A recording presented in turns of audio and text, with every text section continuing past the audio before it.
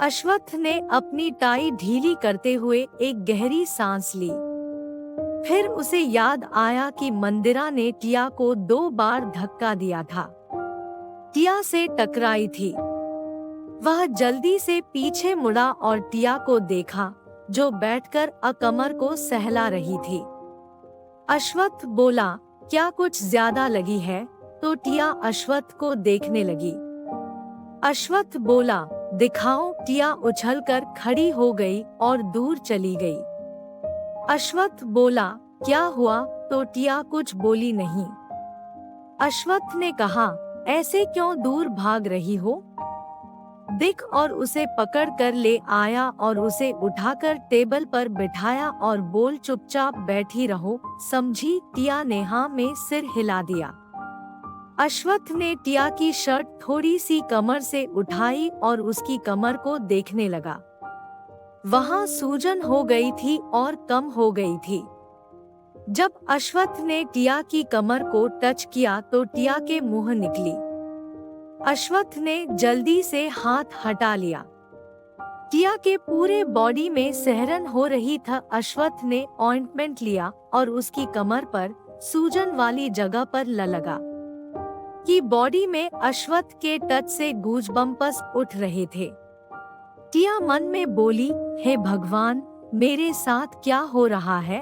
और इनको मैं मना भी तो नहीं कर सकती, कुछ भी करके चले जाते हैं। और अपने अंदर उठ रही हलचल को शांत करने की कोशिश करने लगी। अश्वत्थ ध्यान से ऑइंटमेंट लगा रहा था। उसकी नजरें टिया की गोरी और पतली कमर पर जैसे जम ही गई थी। वह कई कोशिशें करने के बाद भी अपनी नजरें नहीं हटा पा रहा था और उसकी बॉडी में गुदगुदी हो रही थी। उसने ऑइंटमेंट लगाया, फिर खुद को काबू करके उसकी शर्ट को नीचे करते हुए ठीक कर दिया। टिया कमर सीधी करके बैठी थी।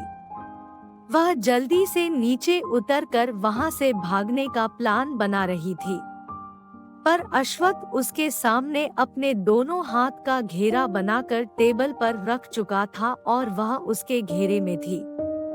टिया भले ही टेबल के ऊपर बैठी थी, फिर भी अश्वत्थ की हाइट क्योंकि कुछ ज्यादा ही थी, इसलिए टिया को उसे सिर उठाकर ही देखना ही पड़ा। वह बोली, मैं जा जाऊं? यह उसने बड़ी मुश्किल से कहा था। हमेशा अश्वत्थ के उसके करीब आने से उसके शरीर में सिहरन पैदा हो जाती थी। उसके गाल ब्लश करने लगते थे और अश्वत्थ उसे देखते हुए बोला, तुम्हें कहीं और चोट तो नहीं आई है ना? तो टिया ने नहीं में सिर हिलाया और बोली, नहीं, अब मैं जाऊं? तो अश्वत्थ उसे घूरने लगा और बोला, तुम जाने की बात क्यों कर रही हो? यह सुनकर टिया की बोलती बंद हो गई।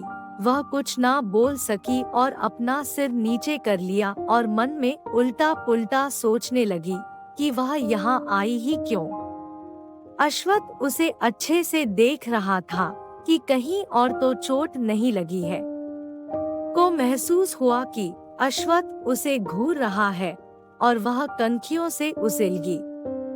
अश्वत्थ ने उसे ऐसा करते हुए देखा और उसके होठों पर एक डेविलिश स्माइल आ गई और वह बोला, हम तो तुम मुझे कनखियों से देख रही हो, मुझे अच्छे से देख सकती हो, यही तुम्हारे सामने खड़ा हूँ। तो टिया स्पीचलेस हो गई। उससे कुछ बोला नहीं जा रहा था। वह मन में अश्वत्थ को गालियाँ दे रही थी। वह बोली, ऐसा नहीं है। टिया आगे भी कुछ कहना चाहती थी, पर अश्वत्थ ने अपने होठों से उसकी पलकों को चूम लिया। टिया की आंखें हैरानी से बड़ी होकर फैल गई। उसने अपनी आंखें बंद कर ली। अश्वत्थ हमेशा उसे हैरान कर देता था। वह मन में सोच रही थी कि लोग उसके बारे में कहते हैं कि उसे लड़कियां नहीं लड़के पसंद है, या फिर लड़कियों से दूर रहता है, बिल्कुल भी रोमांटिक नहीं है। उन लोगों को देखना चाहिए कि वह असल में कैसा है। फिर कुछ और सोचकर वह मन में बोली, उन्हें देखना चाहिए? नहीं नहीं नहीं, मेरी क्या इज्जत रह जाएगी? बिल्कुल भी नहीं। अचानक टिया को महसूस हुआ कि अश्वत्थ के हाथ टिया के गर्दन पर चल रहे थे। टिया को फील हुआ कि अश्वत्थ ने उसके सिर को पीछे से पकड़ लिया। टिया डर गई थी, उसे थोड़ा अनकंफर्टेबल लग रहा था। वह अब सांस लेने के लिए स्ट्रगल करने लगी। अश्वत्थ ने उसके ईयरलोब्स को किस किया। टिया की सांसें अटक गई। वह सिर से पांव तक कांप रही थी। तभी उसके मुंह से हल्की चीख निकल गई। अश्वत्थ ने उसके कान पर बाइट कर लिया था। टिया ने अपने दोनों हाथों से कसकर टेबल को पकड़ लिया। अश्वत्थ उसके कान को बाइट कर रहा था। टिया के साथ ऐसा पहली बार हो रहा था। उसे तो रोमांस की ABCD तक नहीं आती थी और न ही वह कोई मूवी देखती थी।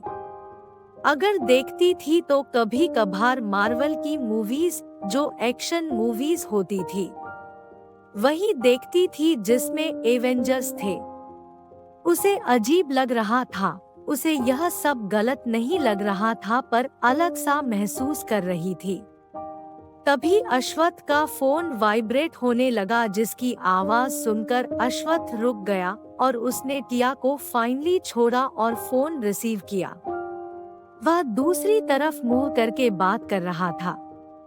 उसे फिर से मीटिंग अटेंड करनी थी। टिया ने इस बात का फायदा उठाया और जल्दी से अपने आप को ठीक किया और चुपके से टेबल से उतर गई और दबे पांव दरवाजे तक गई और डोर खोलकर बाहर निकल गई।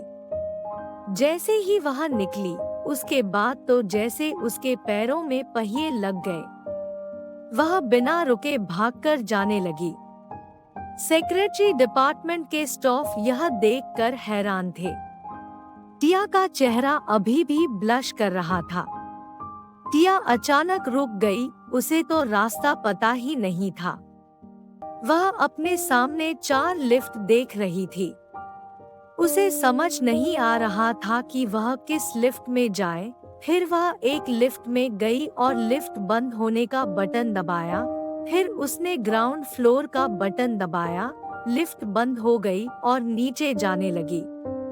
टिया अपनी तेज धड़कनों को नॉर्मल करने की कोशिश कर रही थी। कुछ देर बाद वह ग्राउंड फ्लोर पर थी।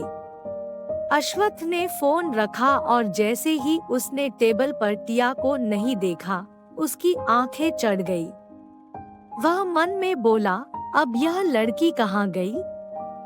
अच्छी लड़की की तरह मेरी कोई भी बात नहीं मानती। टिया को अच्छे से पता था कि उसे कंपनी से बाहर बिल्कुल भी जाने नहीं दिया जाएगा, अश्वत्थ की परमिशन के बिना, और टिया के साथ वही हो रहा था। उसे बाहर जाने ही नहीं दे रहे थे।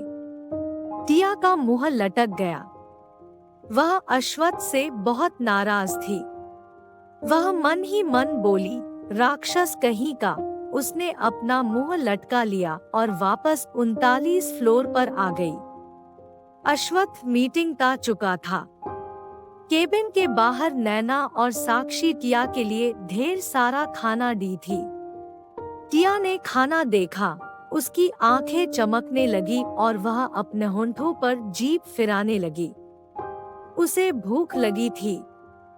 नैना यह देखकर हैरान थी कि उनकी लेडी बॉस इतनी भुक्कड़ है, पर वह कुछ नहीं बोली। नैना बोली, मैम आप अंदर चलिए, CEO ने आपके लिए खाना ऑर्डर करवाया है। कुछ देर पहले टिया अश्वत्थ से नाराज थी, पर खाना देखकर वह अपनी नाराजगी भूल गई और जल्दी से अंदर गई। नैना और साक्षी भी अंदर गई और कॉफी टेबल पर खाना रख दिया और बाहर आ गई। टिया हाथ धोकर आई और खाना खाने लगी। साक्षी बोली, हमारी लेडी बॉस इतनी दुबली पतली है, मुझे समझ नहीं आ रहा है, वह इतना खाना खाती है पर इतनी दुबली पतली है। तो नैना बोली, मैं भी वही सोच रही हूँ, पर वह बहुत खूबसूरत है। तो साक्षी बोली, हाँ वह तो है, शायद वह मुझसे भी छोटी है, तुम्हें नहीं लगता? तो नैना बोली, हाँ पर इससे क्या, वह छोटी है या बड़ी है, इम्पोर्टेंट यह है कि वह हमारे सीईओ की वाइफ है। यू नो व्हाट, मुझे लगता था सीईओ एक बैरागी टाइप के इंसान है। लाइक दिस विश्वामित्र, मतलब लड़कियों से कटेक्टे रहते हैं, पर उनकी वाइफ को वह जिस तरह से ट्रीट कर रहे हैं, उससे नहीं लगता कि वह अपनी वाइफ से रूड बिहेव करते होंगे। मुझे तो ऐसा लग रहा था जैसे कोई पेरेंट अपने बच्चे को प्यार करता हो। वह कितने गुस्से में थे जब उन्होंने सीसीटीवी देखा कि मंदिरा ने कैसे उनकी वाइफ की इंसल्ट की। मुझे लगता है हमारी लेडी बॉस ऐसी वैसी लड़की नहीं है, बहुत टैलेंटेड लेडी है। तो साक्षी बोली, कहीं उनमें बहुत सारा खाना खाने का तो टैलेंट नहीं है ना? तो नैना उसके सिर पर चपत लगाते हुए बोली, शट अप। दोनों हंसते हुए अपने डिपार्टमेंट में आ गई।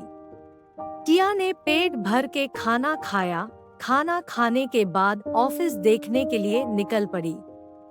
उसे देखना था कि उसके हस्बैंड का ऑफिस कैसा है। हालांकि वह किसी भी डिपार्टमेंट में नहीं गई, बस वह ऐसे ही उस फ्लोर के सभी डिपार्टमेंट बाहर से कांच से देखकर वापस आ गई। उसे याद आया कि आते टाइम ओरियन ने बताया था कि अश्वत्थ के केबिन से पूरा शहर दिखाई देता है। टिया पूरे शहर का व्यू देखना चाहती थी। वह जल्दी से कांच से बनी दीवारों के पास गई और देखने लगी पूरा शहर। सच में बहुत खूबसूरत दिखाई दे रहा था। वह खुश होकर देख रही थी। उसे काफी देर हो गई देखते हुए। उसे पता ही नहीं चला कि शाम हो गई और अश्वत्थ भी वापस केबिन में आ चुका है। वह तो पूरे शहर का व्यू देखने में मस्त थी। अश्वत्थ ने उसे इतना एक्साइटेड होते हुए पहले कभी नहीं देखा था।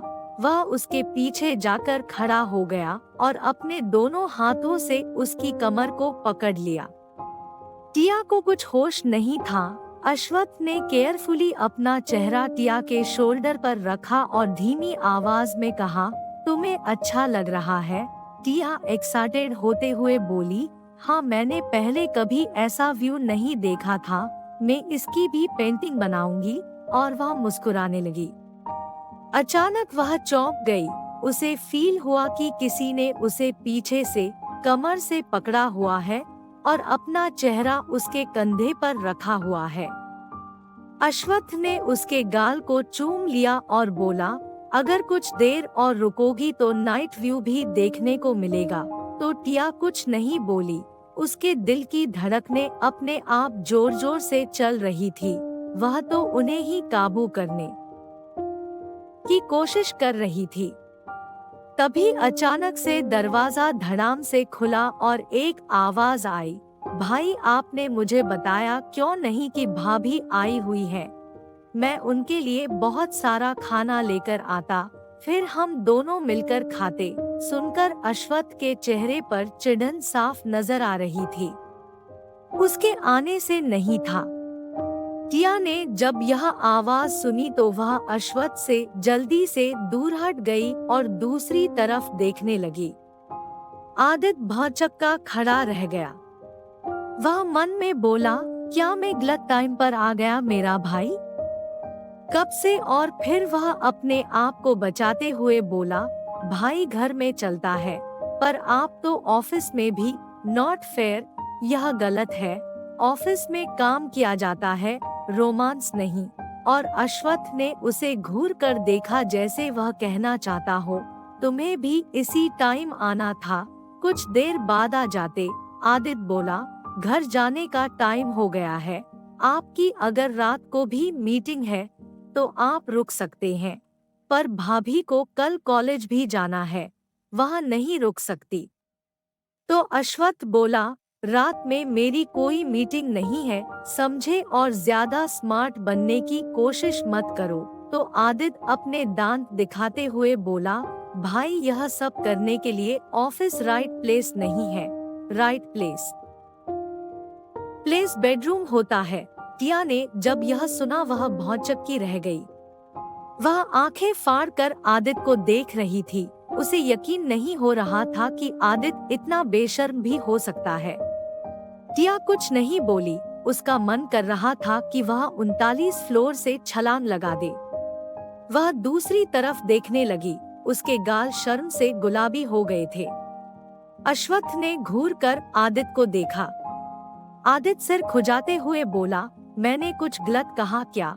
अगर आप मुझे प्यारा सा भतीजा या प्यारी सी भतीजी देना चाहते हैं तो असली हार्ड वर्क तो घर में बेडरूम में ही करना पड़ेगा ना। सोच रहा था कि उसका यह छोटा भाई आखिर इतना बेशर्म क्यों है। वह पता नहीं क्यों इतना एक्साइटेड है चाचा बनने के लिए। वह मन ही मन बोला, अगर मॉम आज होती तो मैं उनसे जरूर पूछता कि जब यह उनके टमी में था वह क्या खाती थी। इसमें शर्म नाम की कोई चीज ही नहीं है। आदित्य अपने दांत दिखाते हुए बोला, अगर डिस्टर्ब कर दिया हो तो मेरे जाने के बाद कंटिन्यू कर सकते हो, पर जाने का भी वक्त हो गया है। तो अश्वत्थ उसे तीखी नजरों से देखने लगा। हेलो दोस्तों, अगर आप नए हो तो हमारे चैनल को सब्सक्राइब जरूर कर ले और बेल आइकन को जरूर दबा दे ताकि नए वीडियो आप तक पहुंच सके। धन्यवाद।